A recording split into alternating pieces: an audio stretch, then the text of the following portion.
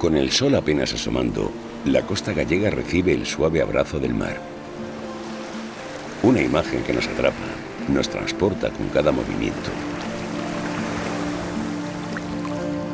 Galicia es tierra de mitos, de leyendas e historias fantásticas. Su tierra, su gente y su mar son igual de mágicos. Desde el siglo XVII nos han llegado historias de marineros que relataban haber contemplado mares de colores, mareas rojas, aguas luminosas o en llamas. Siempre se pensó que eran delirios o alucinaciones debidas a muchas horas de navegación. Pero a principios de 1900, el científico Sobrino Buigas documentaba la purga de mar, lo que hoy conocemos como marea roja. Pero tal vez la primera descripción de una marea roja se encuentre en la Biblia, en Éxodo 7:20. Y todo el agua que estaba en el Nilo se convirtió en sangre. La marea roja es un fenómeno natural provocado por un bloom o sobrecrecimiento de algas microscópicas o fitoplancton. Organismos microscópicos de un tamaño entre 2 y 200 micras que son transportados por el agua en el que viven.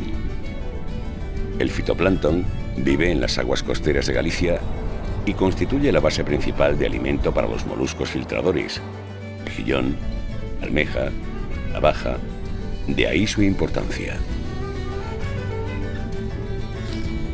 Al entrar la primavera y al marchar el verano, bajo ciertas condiciones como temperatura del agua, viento del norte, salinidad, luminosidad y disponibilidad de nutrientes, estas microalgas proliferan de forma explosiva, dando lugar a manchas visibles.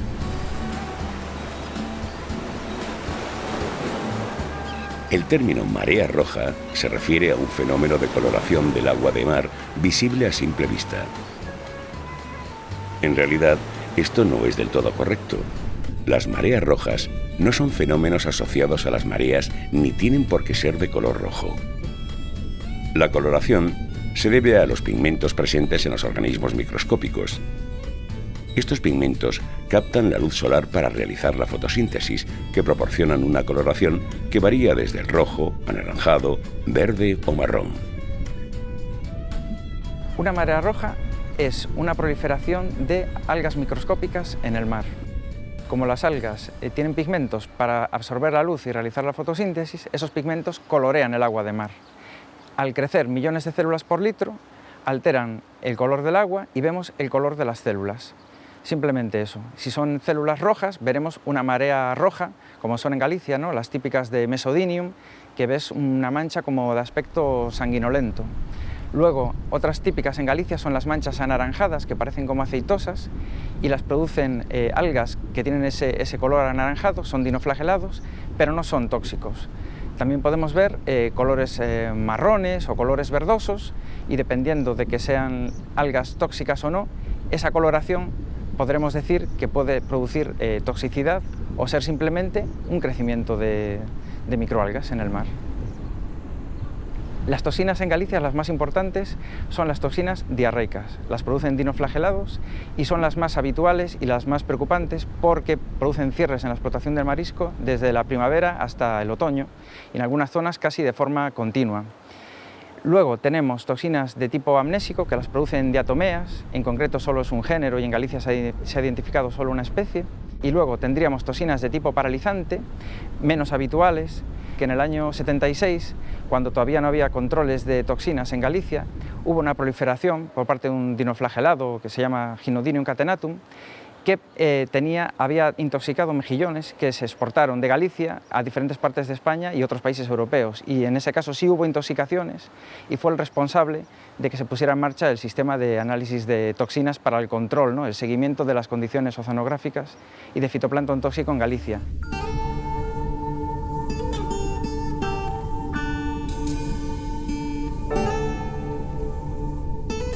La presencia de coloración en el agua no tiene por qué estar relacionada con la presencia de toxinas. Estos fenómenos dan lugar a episodios muy dañinos para la economía marisquera cuando se trata de aguas tóxicas. Los episodios tóxicos se refieren a que en ocasiones proliferan especies que contienen toxinas. Marea roja se utiliza de forma general para nombrar todos los fenómenos que producen las proliferaciones de fitoplancton, sean o no tóxicas. Los moluscos cultivados, principalmente mejillón, o los que viven enterrados, se alimentan filtrando microalgas. Cuando se trata de microalgas que contienen toxinas, estas se almacenan en su cuerpo durante largos periodos de tiempo. Las toxinas acumuladas no suponen una enfermedad para el molusco, ni presentan alteración en su color, olor o textura, pero sí los convierte en altamente tóxicos. Pueden provocar enfermedades e incluso la muerte de quienes lo consuman. Hay que diferenciar entre marea roja y toxicidad. Marea roja de siempre se conoció aquí en Galicia, lo que pasa es que el nombre popular siempre fue purga de mar. Todos los marineros lo conocían, decían de que si el mar se purgaba entonces era limpiarse, o sea, lo del fenómenos de dar coloración al mar, que es lo que ahora se le llama marea roja, fue conocido desde siempre por la gente del mar en Galicia, y gente del mar en todo el mundo. Las toxinas no afectan de la misma forma a todos los bivalvos. Hay bivalvos como el mejillón que son muy activos filtrando y entonces incorporan las toxinas muy rápidamente, pero también son muy eficaces eliminando la toxina, la depuración natural de la toxina. Otros bivalvos como la vieira incorporan la toxina y luego tardan mucho tiempo en eliminarla, especialmente la toxina amnésica, que puede echar meses y que antes de que llegue a estar por debajo de los niveles de seguridad vuelve a incorporar otra vez toxina, con lo cual puede estar cierres casi permanentes en el caso de la vieira. Son fenómenos totalmente naturales, entonces no podemos evitarlos, no podemos evitar que llueva o que haga viento. Lo que sí podemos es, y es que eso se trabaja, entender por qué aparecen en un momento dado y por qué desaparecen, de forma que podamos hacer modelos predictivos. Igual que con la meteorología es importante poder predecir, porque podemos tomar medidas de precaución.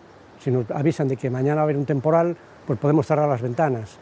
En el caso de las mareas rojas o de los casos de especies tóxicas, lo único que podíamos era tomar medidas de gestión, por ejemplo, evitar extraer el molusco con el que luego resulta que no lo podemos vender porque se ha puesto tóxico. Es simplemente para la planificación, pero evitar no se puede evitar. En ocasiones, se producen proliferaciones de microalgas que pueden causar daño o la muerte de otros animales marinos. La película dirigida por Alfred Hitchcock, Los pájaros, basada en hechos reales, refleja los efectos de microalgas tóxicas en estos animales, causados después de consumir peces afectados. Para prevenir los problemas causados por las toxinas, existen diferentes pautas de control que evitan la entrada en el mercado de productos con contenidos peligrosos de toxinas. Galicia no es solo un referente mundial en acuicultura y explotación de los recursos marinos. Es todo un ejemplo en el control de sus productos. Puntera en producción y referente en control, se realizan casi tantos controles en Galicia como en el resto de la Unión Europea. Intecmar es el Instituto Tecnológico para el Control del Medio Marino. Es el centro de control e investigación encargado de recoger muestras diarias para su análisis. El sistema de control tiene un elevado valor predictivo. Pueden detectar la presencia de células productoras de toxinas antes de que provoquen el cierre de polígonos de mejillón. Intecmar es un centro público perteneciente a la Consellería del Mar que se encarga del control de las zonas de producción de moluscos en la costa de Galicia, desde nuestro límite con Portugal hasta el límite con la Comunidad Autónoma de Asturias. Intecmar tiene además tres ámbitos importantes: seguridad alimentaria, cumplimiento de todas las normativas relacionadas con la seguridad alimentaria de los moluscos bivalvos. Por otro lado, tiene una unidad de patología de moluscos, es decir, las propias enfermedades de los moluscos, y por otro lado tiene una actividad importante en lo que es observación del océano, seguridad marítima y lucha contra la contaminación marina accidental. Es competencia de Intecmar abrir y cerrar las zonas de producción, es decir, permitir la extracción de los moluscos. Estamos en una región que es la principal región productora de moluscos de Europa. La especie estrella en cuanto a acuicultura es el mejillón en batea. Se ponen al día en los muelles 1000 toneladas de mejillón, por lo tanto, cualquier fallo en el programa de control puede ser fatal. esta importante región productora lo es por el ecosistema de las rías, y eso hace que, a la vez que es bueno para que crezcan estos moluscos, también hay episodios recurrentes de fitoplancton tóxico, es decir, también somos una región con alta incidencia de biotoxinas marinas. El mejillón es la especie filtradora por excelencia, es el molusco bivalvo más voraz, puede llegar a filtrar hasta 7 litros de agua por hora, por lo tanto es el bioindicador mejor que hay, porque es el que más filtra y por lo tanto si en el agua hay algún tipo de fitoplancton tóxico, materia orgánica o contaminante químico, pues es la especie que primero nos va a dar la alerta. Por eso es para nosotros la especie diana por excelencia. Todos los días se recogen muestras, la unidad que gestiona todas las muestras está gestionando en torno a 10.000 muestras al año, que son dadas de alta en el sistema informático y se distribuyen a las diferentes unidades. La normativa europea exige un control mínimo semanal si las zonas están abiertas. No obstante, nuestro control puede llegar a ser diario. Cuando el episodio está incrementándose, la zona está abierta, pero existe riesgo de presencia de toxinas por encima de los límites legales. En ese momento, la frecuencia de muestreo llega a ser diaria para prevenir al máximo la salud del consumidor. Cuando las zonas están cerradas, para que luego se vuelvan a abrir las zonas son necesarios 2 análisis por debajo de los límites legales, separados entre sí los muestreos 48 horas. En ese caso nosotros incrementamos también mucho la frecuencia de muestreo para, tan pronto como ha remitido el episodio tóxico, abrir la zona lo antes posible.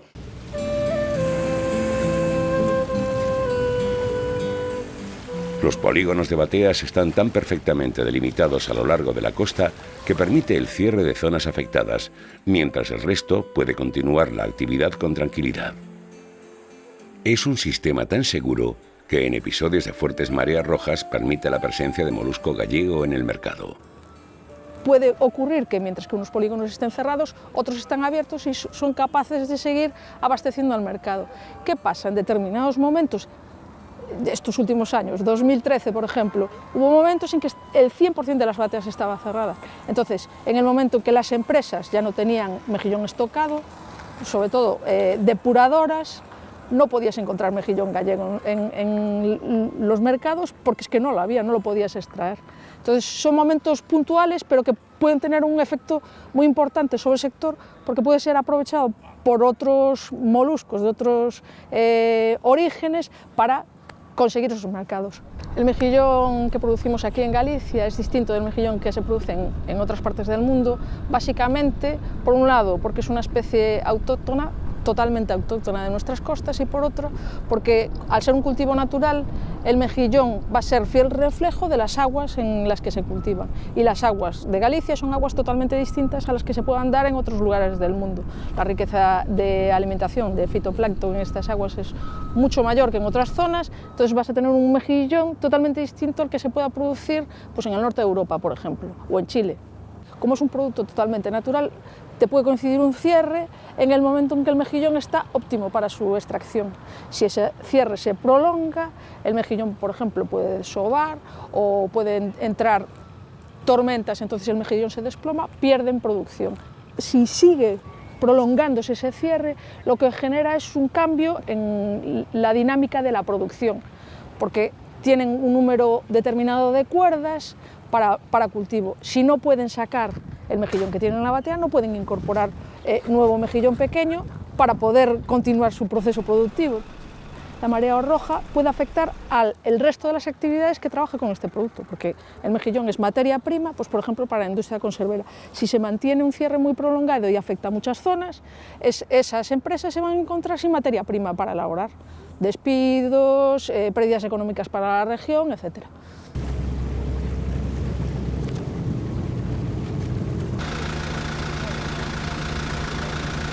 O mexillón chega un momento no que se desprende e vai ao fondo. Entonces, bueno, son momentos moi duros. Hai que recoñecer tamén que hai zonas onde están pouco afectadas, pero hai zonas moi castigadas. Tiñamos que mellorar maneiras de intentar facilitar que a xente deses polígonos moi afectados por toxina puderan vender, sobre todo cando estaba aberto. Facían falta máis investigacións sobre como nos afecta as corrientes, os ventos, niveles de temperatura de agua, salinidade. Todos esos datos son moi importantes para saber verdadeiramente algo máis sobre a toxina, realmente que sigue sendo unha verdadeira descoñecida, ¿no? Las rías gallegas son de las más productivas del mundo. Las condiciones oceanográficas que poseen las hacen del todo especiales, pero también muy vulnerables. En los últimos años, el registro de mareas rojas tóxicas ha ido en aumento. La causa exacta de ese aumento se desconoce, aunque parece que todo apunta al cambio climático como principal causa. El aumento de la temperatura del mar, sumado a una disminución de vientos del norte, favorece la proliferación de este tipo de algas y el aumento de mareas rojas tóxicas. En el caso de Galicia, en particular, tenemos ciertas evidencias a partir de registros medidos suficientemente prolongados en el tiempo como para acreditar que esos patrones que se observan a nivel global también se cumplen aquí. Un ejemplo es el aumento de la temperatura del aire. Contamos en el Observatorio de La Coruña con datos desde el año 1875 hasta la actualidad y claramente se observa este aumento de temperatura que se ha acelerado especialmente a partir de mediados del siglo pasado. El nivel del mar, en el caso de la ría de Vigo, hay un mareógrafo en el puerto que lleva instalado allí desde los años 40 y también se ha observado un incremento, una subida del nivel del mar progresiva desde esa fecha hasta la actualidad, que está en torno a los 18 centímetros. Existen otras evidencias con registros más cortos, como por ejemplo el de la temperatura del agua superficial fuera de nuestras costas, que también desde los años 60 hasta la actualidad ha experimentado un aumento de aproximadamente 1 grado centígrado, y también en el registro de intensidad de vientos costeros, en el que se observa una disminución tanto de la intensidad como de la frecuencia de las nortadas. Estas nortadas son las que controlan el tiempo en el que las rías se renuevan. Cuanto más intensos y persistentes son los vientos del norte, más rápidamente se renuevan las rías. Eso significa que se produce una entrada de agua fría de unos 150 a 200 metros de profundidad dentro de las rías, que eso es lo que hace que en el verano, después de las nortadas, cuando vamos a bañarnos, notemos que el agua está más fría de lo esperado, y al mismo tiempo hacen que cualquier organismo que habite en la ría pues sea expulsado de ella con gran velocidad. Si las nortadas disminuyen y además la temperatura del agua aumenta por el calentamiento global, lo que estamos creando es un caldo de cultivo ideal para el desarrollo de estas especies que luego dan lugar a las mareas rojas. Lo que ocurre con estos dos últimos registros es que no son suficientemente prolongados como para acreditar que se deben exclusivamente al cambio climático, pero sí están dentro de la tendencia general y de lo que los modelos predicen. La aparición de especies cuya distribución latitudinal no le corresponde en Galicia están empezando a aparecer. Pues esto muy probablemente será algo que continuará en el tiempo y se irá intensificando, porque si las temperaturas van subiendo, especies que se encuentran cómodas en esa temperatura llegarán a nuestras costas. Y lo contrario, aquellas que ya no les es cómodo estar a esa temperatura 1 grado o 2 grados por encima de la que están, irán migrando hacia el norte, que es algo que también está ocurriendo ya. Se trata de un problema global, es decir, toda la humanidad está contribuyendo, unos más que otros, a provocar estos cambios. Luego, a problemas globales hay que buscar soluciones globales. Y eso hace tiempo que está claro, ya desde el protocolo de Kioto. O sea, está claro lo que hace falta hacer. El asunto es que haya la voluntad, no solo individual, sino también política, de que eso se haga.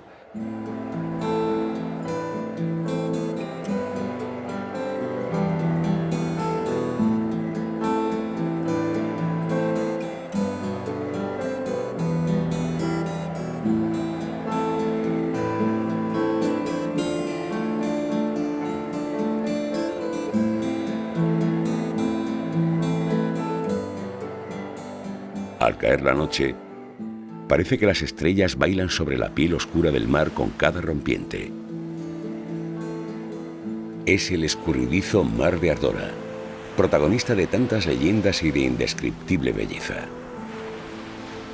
Los mismos dinoflagelados o microalgas que tiñen el mar de color rojizo o pardo, por las noches nos ofrecen mares de aguas brillantes. Un auténtico regalo de la naturaleza. Son en realidad millones de organismos microscópicos bioluminiscentes. Dinoflagelados que producen una reacción bioluminiscente cuando son perturbados o se sienten amenazados. Antaño fantasías, alucinaciones, delirios de navegantes e incesantes creadores de sueños. Hoy la ciencia nos enseña los riesgos que oculta la naturaleza, pero también la inmensa belleza que nos proporciona y la importancia de mantenerla viva.